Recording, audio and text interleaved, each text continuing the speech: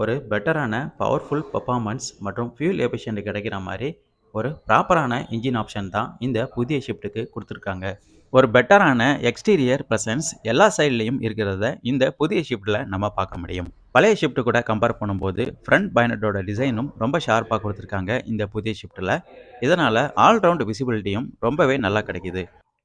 வண்டியோட ஃப்ரண்ட் இன்டீரியரில் போய் ஃபீச்சர்ஸ் மற்றும் ஸ்பேசியஸ் எப்படி இருக்குது அப்படின்னு இப்போ பார்ப்போம்.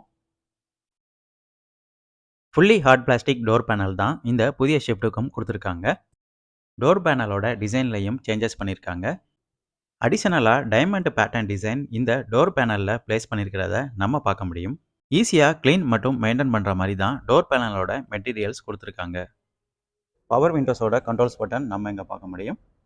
மிரரோட ஃபோல்டிங் பட்டன் மற்றும் மிரரோட எலக்ட்ரிக்கல் அட்ஜஸ்ட்மெண்ட் சுவிட்சும் இங்கே கொடுத்துருக்குறாங்க.